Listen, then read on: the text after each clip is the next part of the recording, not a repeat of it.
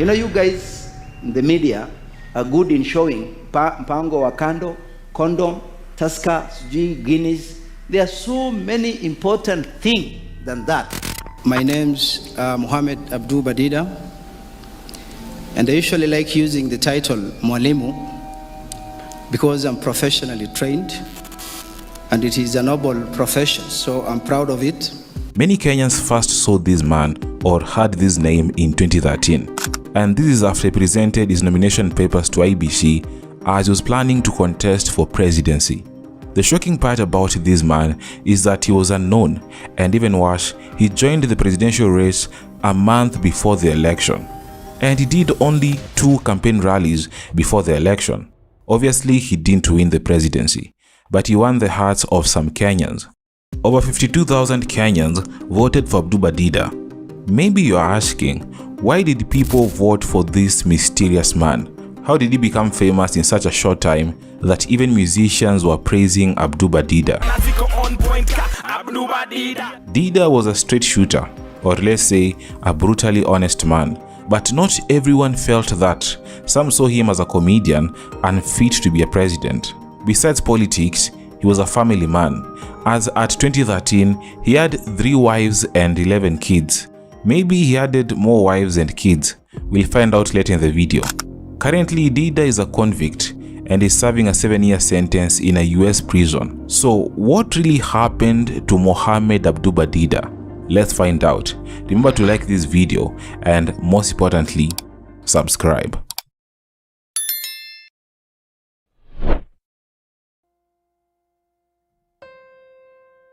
First, we need to understand who Abduba Dida is and where he came from. Mohammed Abduba Dida was born in Wajir town in 1974 to a Borana father and Somali mother. Little is known about his early life, but what I found out is that he has a degree in education from Kenyatta University and a master's degree in philosophy and religious education from the University of Nairobi. Dida is renowned for his teaching career, where he taught English literature and religion at Dadaab Secondary School in the Northern Eastern region, and later taught at Lenana School located in Nairobi. In 2009, he resigned from teaching to venture into business because teaching was not making sense. It was frustrating. In a night, I traveled from Coast to Nairobi, I could make 60,000. And I was in class waiting for 42,000, a frustrated 42,000, where you cannot air your views. In 2013, he decided to join the presidential race, and this is the time that most Kenyans first heard the name Mohammed Abduba Dida. His entry into politics was sudden. People wondered where he came from and why he wanted to become a president, as he had never vied for any political seat. Now, people tend to believe that you have to start from somewhere. First you become an MP, a senator or a governor, then you vie for the presidency. So why did this man believe he was going to become president with a first attempt and with no political history? And why did some people believe that he was detached from reality and he was just a delusional man? This is why. Mohammed Abduba Dida joined the presidential race barely a month before the March 2013 election. So that means he did not have enough time to campaign. But in this interview with Citizen TV in 2013, Dida said that just like David in the Bible, he would ultimately defeat Goliath with just 1 stone, which in this case was all other presidential candidates, including Kenyatta and Odinga. Also, compared to how other contestants campaigned, Dida was poor. His campaigns were simple. He was campaigning on foot and only used a car when necessary. His office was just a simple office, just 2 rooms, and it was located here in Banda Street, Nairobi. And he was sharing the small office with his running mate. Above all, Dida was unknown. He was not affiliated with any popular political party, and with that, it's very hard to even become a senator, let alone the president. Despite that, Dida was still confident that he's going to win the 2013 presidential election. Are you really confident you're going to win this? 100%. 100% confident. Look at the names you're going to get clearance tomorrow, I believe. Look at the names that will be there: Uhuru Kenyatta for Jubilee, Raila Odinga for CORD, maybe Paul Muite for Safina. We've also known Paul Muite for a long time. Nobody has heard about you. Are you really doing this out of conviction, or are you doing this just for fun? There's a percentage of Kenyans that supported his ideas for many reasons.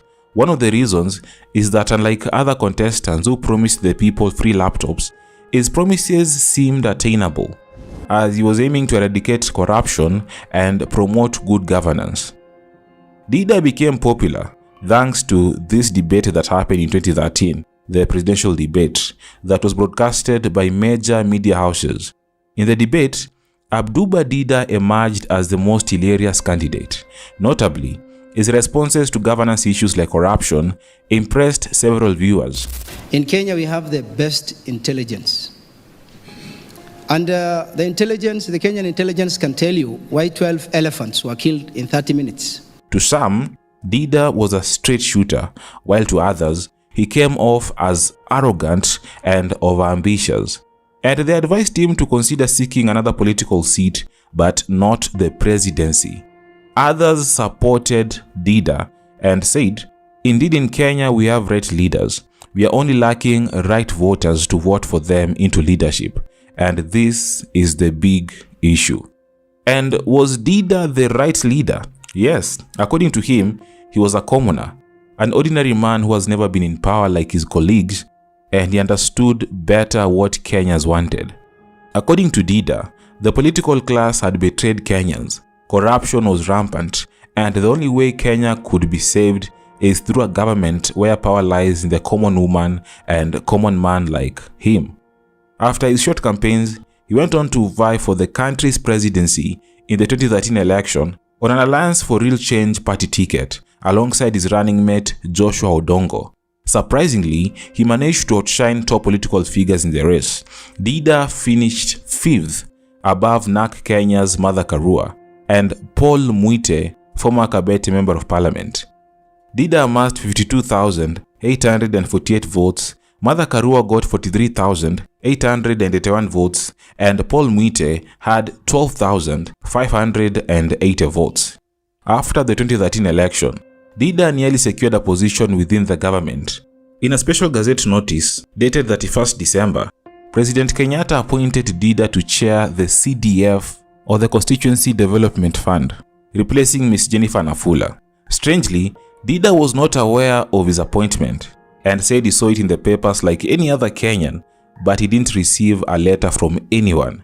The appointment was later revoked as it was unconstitutional. After this, Dida went underground politically, but he re-emerged in 2017 and attempted to vie for a second time in the 2017 elections. His re-emergence was not well received, as most people thought that he was just emerging during the election period. After that, he disappears. Anyway, this time around, his campaigns were better, as he campaigned across different parts of the country. He vied using the same party, Alliance for Real Change, but had a different running mate, Titus Ngetuny.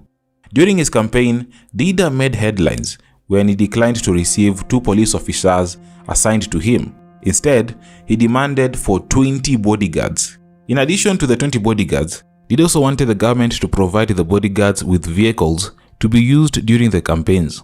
Sounds ridiculous, and yes, the request was rejected.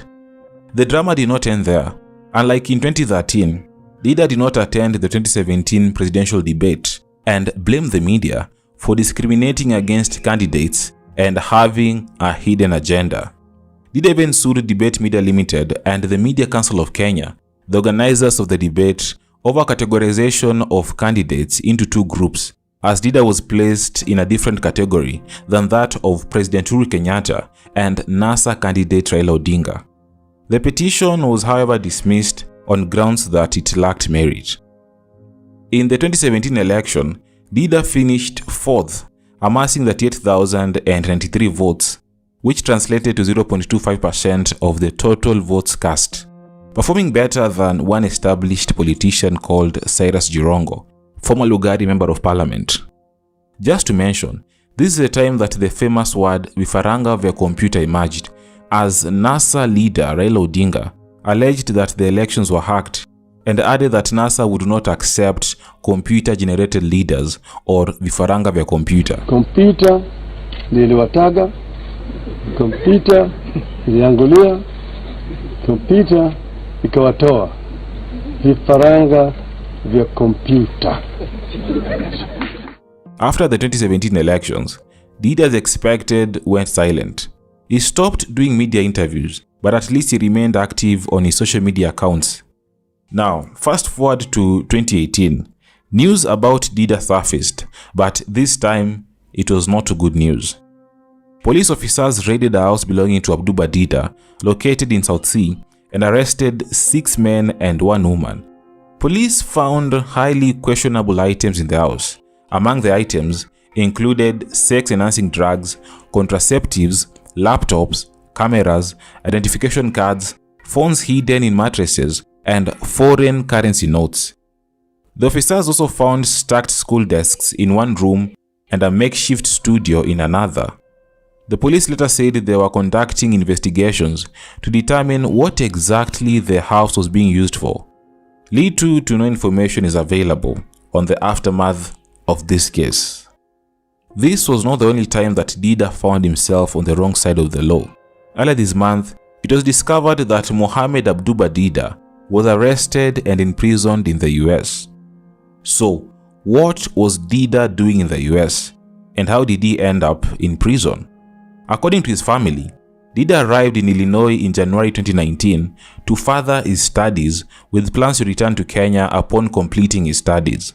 While in Illinois, Dida decided to marry another wife, so this was the 4th wife. Remember, Dida had already married 3 women in Kenya and had 11 kids. Unfortunately, one of his marriages ended in divorce.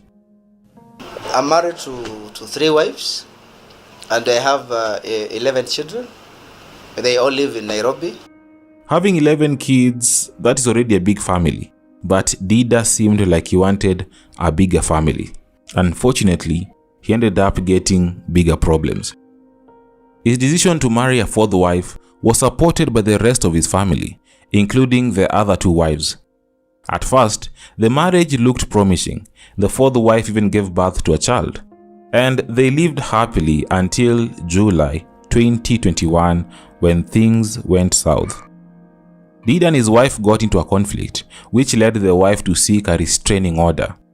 A restraining order, or protective order, is an order used by court to protect a person in a situation often involving alleged domestic violence, child abuse, assault, harassment, stalking, or sexual assault.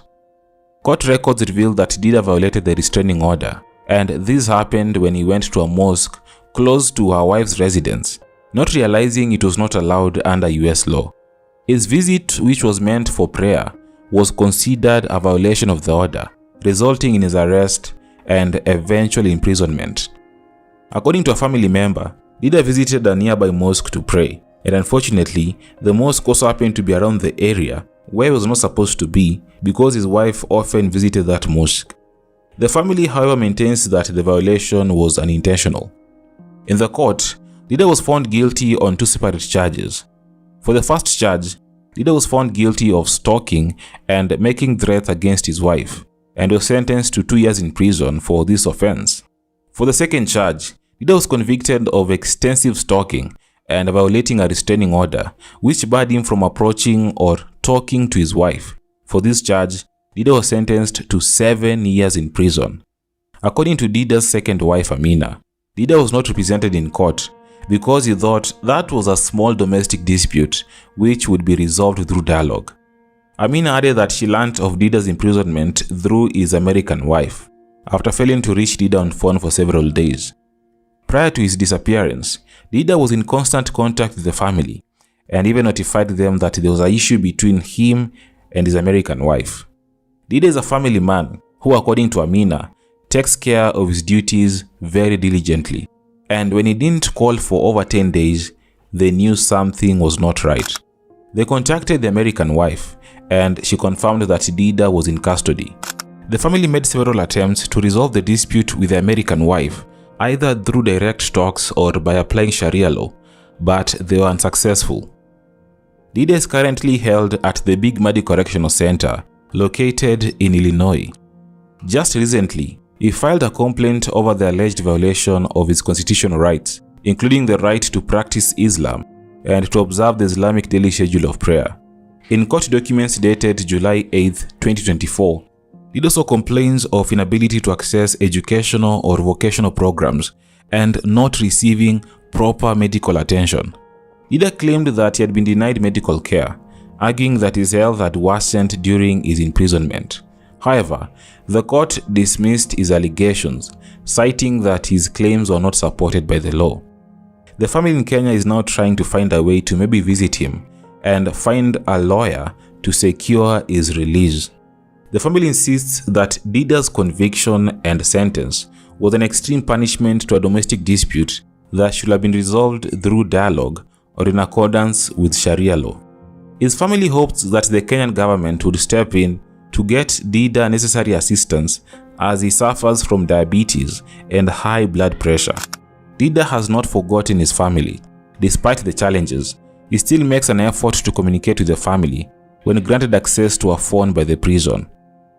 As per records at the Illinois Department of Corrections website, Dida is said to be released from prison on 3rd April 2029, but he might be able to exit earlier if granted parole. Even in prison, Dida is still a leader and a servant of the people. Dida volunteers as an imam, which refers to a Muslim leader or a person who plays a key role in leading religious practices and guiding community affairs. The story of Mohammed Abduba Dida is far from ordinary. It sounds like a movie, but it is not.